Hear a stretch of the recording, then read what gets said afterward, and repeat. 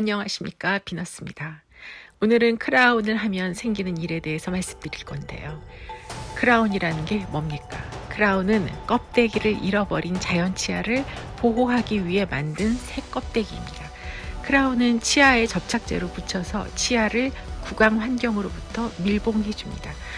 그러므로 크라운을 한 치아는 껍데기를 잃은 자연 치아와 크라운, 접착제, 이 세 가지 합체물입니다. 이 합체물의 수명을 결정하는 것은 크라운이 아니라 접착제의 수명입니다.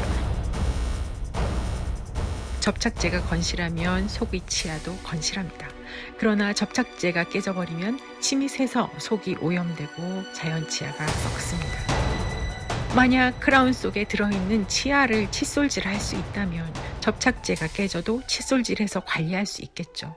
하지만 환자는 크라운 속의 치아를 칫솔질할 수 없지 않습니까?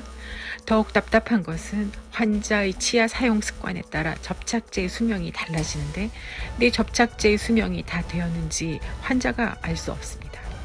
그러므로 크라운의 느낌이 이상하면 접착제가 견고한지 속의 이는 이상이 없는지 확인하기 위해 치과에 가는 것이 좋습니다. 지금까지 크라운은 뭔가 일이 생겨야 바꾸는 것이라는 인식이 주도적이었기 때문에 때가 되면 멀쩡한 크라운도 벗겨보자고 하는 말이 생소했을 겁니다. 그러나 겉으로 문제가 보일 정도의 크라운은 그 속의 치아가 썩어 있을 때가 많았습니다. 특히 지르코니아 크라운과 골드 크라운의 머리 부분은 엑스레이로도 알 수 없으므로 속의 이 상태를 알기 위해서는 크라운을 뜯어보는 것만이 크라운 속에 들어있는 자연 치아의 건강을 진단할 수 있는 정확한 방법입니다.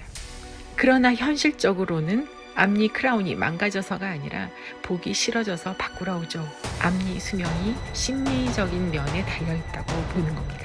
예를 들어 잇몸이 내려가서 뿌리가 드러났거나 잇몸 염증이 생겼다면 크라운에 특별한 문제가 보이지 않아도 환자들은 크라운을 교체하고 싶어 하고요.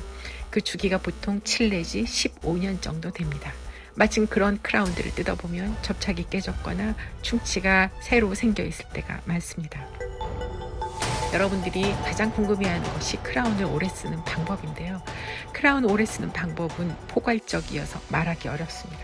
하지만 원칙적으로는 접착제가 안 깨지면 오래 쓸 수 있습니다. 접착제는 일상적인 저작은 충분히 버틸 정도로 강하지만 이를 심하게 갈거나 악물면 빨리 깨집니다. 그러므로 이를 심하게 가는 분이라면 나이트가드를 끼시는 것도 좋겠죠. 하지만 나이트가드 착용을 누구에게나 권할 수는 없고 전문의와의 상담이 필요한 부분입니다.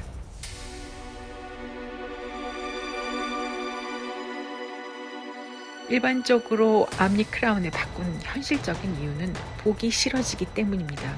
예를 들면 이분은 잇몸이 부어서 오셨어요. 뜯어보니 마침 바꿀 때가 되기는 한 거죠.